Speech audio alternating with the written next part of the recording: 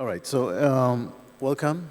As we said, we're talking about future transportation and personal security, among others. We'll start with getting to know our guests here, and then we'll ask how will the future world of transportation adapt to the new technologies. Let's start with you. Shelly. Hi. Tell us about yourself and about Ayalon Highway. My name is Shelly Etzioni. I work for Ayalon. I'm also finishing my PhD at the Technion. My thesis is about automated vehicles, user acceptance. Oh, that's an interesting topic. We'll talk about that. Shay? Hi, it's great to be here. My name is Shay Rootman. I'm a director of business development at Cognata. We do simulation for autonomous vehicles, trying to help the ecosystem to accelerate its development and come faster to the roads with the safer vehicles. I come from about 20 years of experience within the high-tech industry, doing product and business development management, and it's a pleasure to be here. And Itay? Hello. Good afternoon. Hi. I'm Itay Lanir. I'm Director of Technologies at the Israeli National Public Transportation Authority, part of the Ministry of Transportation. The government, yeah, for that matter. Yeah, well, welcome too. So let's start with you, Shelly. Yeah, acceptance. We haven't spoken about this. User acceptance of automated vehicles is very, very important because if we don't plan ahead for automated vehicles that are also user acceptable, this technology will simply not succeed. Automated vehicles and services must take into account user preferences and opinions. What would be the obstacles? Where's the problem?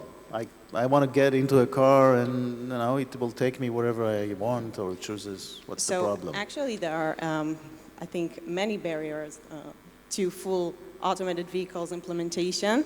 One of the questions I get asked the most is when. When will we see automated vehicles, level 5, fully automated vehicles just cruising the streets with no one inside, no driver? And my answer is always the same. That's a pretty difficult question, and there's no clear answer to that because I think that technology is an issue, but it's not the biggest issue, the way I see it. Let's take safety, for example. Automated vehicles are equipped with so many sensors, radars, lidars, cameras, and we have to make sure that all these sensors work in all weather conditions and traffic conditions and are fully safe. And we have to make sure that each software update is just as safe as the last one. Also, regulation, currently we do not have an agreement across the industry or across standardization body on how machine learning should be trained, validated, and tested, and exactly what sensors should be installed on automated vehicles. And so sufficient standards and regulation for full level 5 systems do not exist in any industry at this moment. Current standards assume the presence of a driver in the vehicle, which should take control of the vehicle in case of an emergency, but there is no standardization for level 5 automated vehicles. Legislation is also a big issue because who will be responsible if the car gets into an accident? Does the driver need to have a driver license? Does she have to be an adult to use an automated vehicles? Also, many ethical questions still stand. For example, should a car seek to protect those inside a vehicle or outside a vehicle? This will have to be hard-coded in advance, so the car will be able to make impossible decisions even when there is no clear right or wrong solution. Now, all of the above is part of the user acceptance barriers? No, just the barriers in general for automated vehicles. Right. But I want to talk specifically about the users. User acceptance, okay. So, for example, one of the things that I tested in my PhD was the seating configuration inside shared automated vehicles, for example. And one of the most interesting findings was that some people are not willing to sit inside an automated vehicles in between two strangers and are willing to pay good money just to not sit in the middle of two strangers. But they do this in Lyft in New York. Also cost, time, exactly what services will be available. Are we talking about automated taxis? Are we talking about automated buses, shuttles? Yes, so the user acceptance and opinions must be taken into account. That's interesting, because they have shared taxis in New York and other places, but people are not so keen on sitting together still. That's interesting. Yes, not all people, some people. All right. Mostly these are the same people that don't feel safe or don't like public transit in general. These people would prefer not to sit in the middle between of two strangers. So yeah, so this is just one example. Also gender issues. Some individuals may not feel safe sharing their automated taxi with an individual of the opposite sex, for example. Mm-hmm. So Shay, let me get to you. Maybe we should have bigger buses then, I don't know. If we're talking about obstacles, what other obstacles do you see in future transportation? So Shelly is looking at the problem from the outside to the inside. I will try to look at it from the inside to the outside. As we are in Cognata, we do simulation for autonomous vehicles, which basically we are trying to help the autonomous vehicle engine, which is an artificial intelligence-based AI, to be trained better. Now, one of the biggest problems that today exists, and I'm sure that Itay can talk about it, is how do you know when autonomous vehicle is safe enough? Is it good enough? Artificial intelligence is like a black box. You give it some sort of use case, and then it operates, but you will never really be sure exactly what were the reasons to get the outcome. So in Cognata, and by the way, together with the Israeli Ministry of Transportation, we are building a pilot around this in order to help to introduce safer autonomous vehicles to the market by using simulation in order to assess how good the vehicle AI is, meaning that we will take thousands of different scenarios, we will run them in simulation, and by doing that, try to assess whether this AI, hence the vehicle, is safe enough to actually start and driving on the roads. And this comes together with Shelly that looks from the human behavior, also about how the vehicle behave. All together need to be bridged, all those gaps need to be bridged in order to actually see autonomous vehicle driving commercially on the roads. So how do you do that, except for running tests and tests and tests? Does it take a long time? So basically, it's very similar to the concept of 18 years old person who is now getting his driving license. Basically means he has his theory test, and then he has the actual test. So the simulation is like the theory. You need to be very, very, very well acknowledged with all the rules and how to work in simulation. And then naturally, this vehicle will also need to drive and see that it actually is capable of driving in the street. But it's like that in the real street driving, you don't need to show everything that you know. You have 30 minutes that you need to show that you know how to drive. In a very similar way, this is what will happen with autonomous vehicle. It will be 30 minutes that you need to show how to drive, and years of computing power harvest in simulation to make sure that you actually know how to drive, and all the different use cases are met. And I'm talking about use cases that are impossible to create in the real world, like a pedestrian jumping into the street, that naturally we cannot risk doing that in the real street. So this can be done in thousands of different permutations in order to assess the safety of the AI. So Itay, let me ask you about how the government can digest all of this. New technologies, a lot of question marks, but some pressure to improve transportation, improve safety. Everybody's in traffic, crying out loud. How do you handle all of this? We look at it in, let's say, two directions. First is helping these companies, Cognata or other companies, to build the ecosystem in Israel, to have them the place to train, the place to do experiments. It's one of the main activities the ministry has done so far. This is one direction. The other direction is looking at the usages model of how will the service will act. In that sense, we do things like the bubble pilot in Tel Aviv or tic-tac pilot in Haifa and Jerusalem, where car sharing is done with a driver, but still it's car sharing model. And we'd like to see what is the acceptance, how much people are willing to pay, what is the subsidy we need to give in order to make this model profitable for all. And from one side, this is the usage or how the people react to these new features, new capability of transportation. And the other one is helping the companies. What are your tools to evaluate where we are? I mean, everybody waits for the regulation. Everybody here today said, well, we wait for the government to regulate and then we'll know what to do. What are your tools? How do you go about it? As I mentioned, we are looking, from one side, we would like to learn the technology, understand the technologies. This is what we gain from this partnership with the industry of making experiment areas, so we'll know what to regulate, let's say. Other tool is to look what is done in the world. Not too much, not much more than we do, but we have.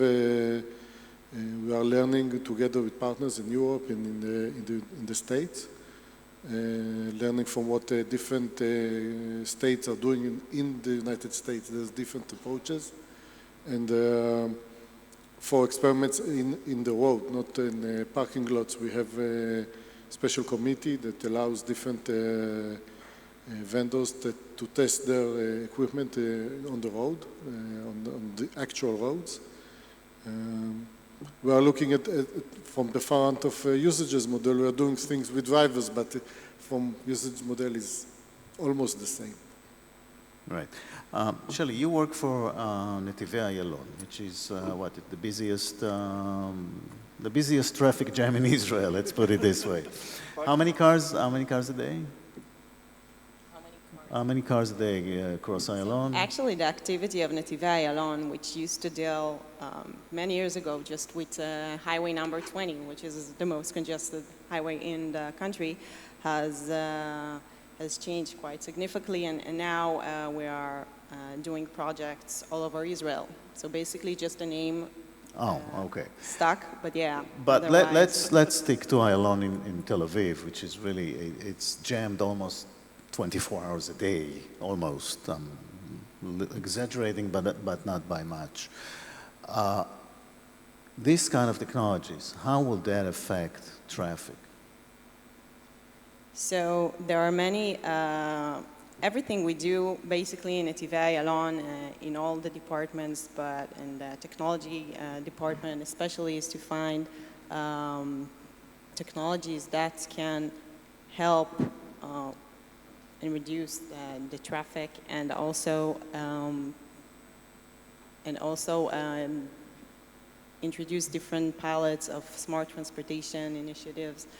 One of the things is to create a better public transportation system and to create an alternative. Do you have studies about autonomous vehicles and future transportation? How would that affect the traffic jams?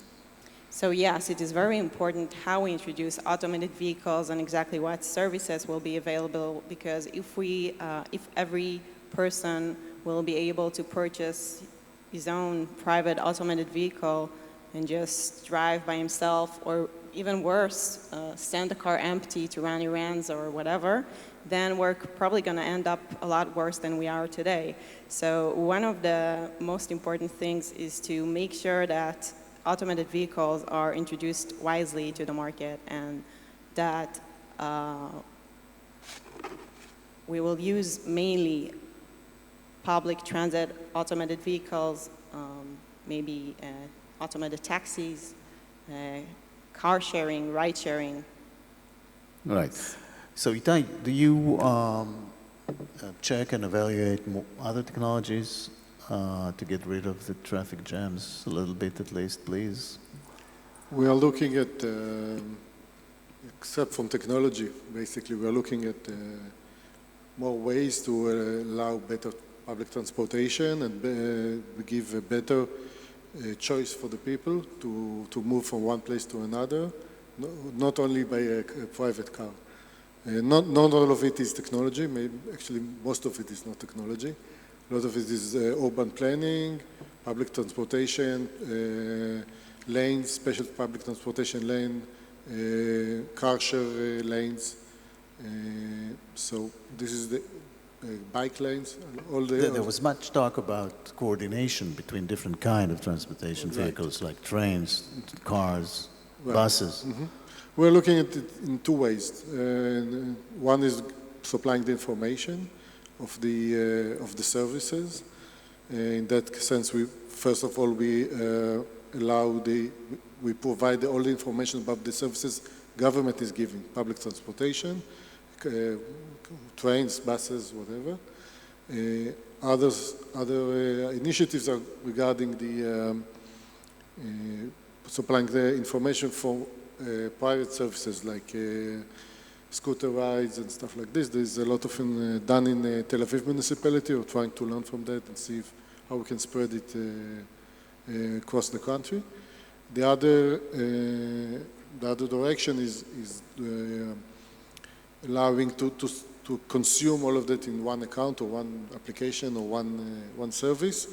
For that sense, our first step is allowing the public transportation payment as part of commercial applications like Move-It. We've done a lot of that direction. And today you can pay for public transportation in 3 different apps, and they provide additional private services. And this is the way we see these, the way to provide all the capabilities, all the means for transportation in one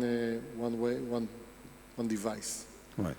Shay, can you give me a few examples of some of the more exotic technologies that you know about and you can foresee about future transportation? So I think that eventually, looking at technologies is important, but let's look at technologies from the customer side, or at least from the government side. So I really believe that eventually the real difference that we are going to see from the autonomous vehicles in terms of congestion and public transportation would be from changing the concept of vehicle ownership. And I really believe that this would be the ultimate goal for everyone, because everyone understands that while we're building 30 floors building in Tel Aviv, the biggest problem remains that those 30 floors are going out in 8 in the morning and coming back at 6 in the evening, and they create congestions. But once autonomous vehicle will be safe and public and popular enough in order to enable people to stop owning vehicles, then we will start to see a really paradigm shift in the way that we look at this technology, and it will become something that will really change our lives in the way that we no longer need to own a vehicle and park it, but we will be a part of a vivid ecosystem of ride-sharing and public transportation that will not be something weird that you will come to work at bus or something, but it will be a part of the day-to-day life, because it will be so efficient and so effective that owning a vehicle will be something like stupidity. And by looking at all the technology that we are currently talking about, and we are trying and we are going there, and it's a really big problem, the autonomous vehicle and where we're going to get. And I believe that we're going to get there in steps, meaning we're going to start with some geo-confined areas of autonomous vehicles, then we're going to extend them more and more until a certain point where we'll say this is the cutoff date. From this point on, only autonomous vehicle will drive on the street. And then we will see the real multi-billion-dollar problem really solving the biggest problem today, I think, in Israel in the day-to-day life, and that is the traffic problem that I think that there is not even a single person in this room that is not suffering from this on a daily basis. Right. When do you foresee any change?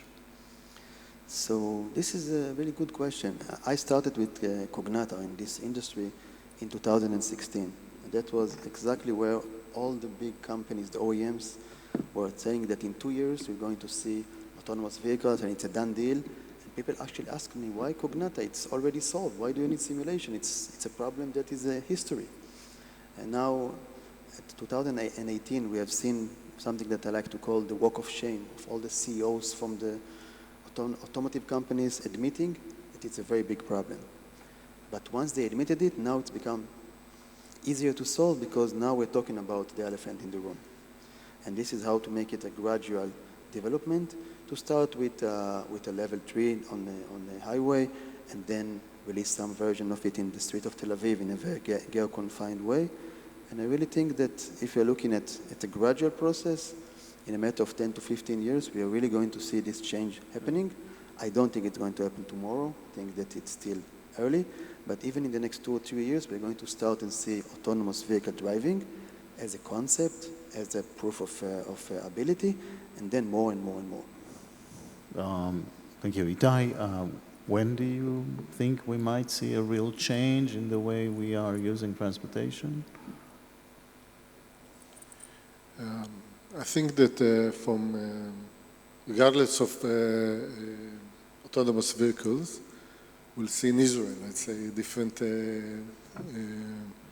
atmosphere or different change in of traffic jams. Probably this is what you're directing.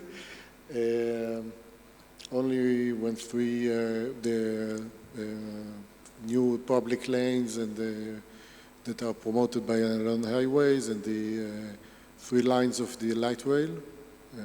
This is toward the end of this decade, fortunately. This is where we start to feel a significant improvement. Autonomous vehicle can help us do it a bit faster if available. For example, today we are one of the blockages to increase bus service is by number of drivers, basically having enough drivers. So this is a kind of thing that autonomous vehicles can help us. I think that in the beginning of the autonomous vehicles starting to operate, it would be more of a replacement of public transportation because of safety, because of the route is known in advance. There are in many cases private lanes or different lanes. It's kind of this geofencing that Shay was mentioning, and we'll be able to increase service and having more seats in each car available. Right. And finally, Shelly. So I think the change is already happening very slowly, slower than we would like to, but not only automated vehicles, but also drones. I think freight and deliveries has a huge potential, and it can actually decrease congestion by 20% because so many of the congestion are basically delivery and delivery cars. And Ayalon is, along with our many partners, done an amazing progress in the past year. We executed over 9,000 drone flights and tested the option to fly COVID test swabs, blood products, vaccines, food deliveries, and it's evolving. And this can be a huge change. The future is here. The ecosystem has grown incredible growth. Like it's about 130 companies already in the ecosystem of drones. Yeah, interesting. Thank you very much. Thank you very much.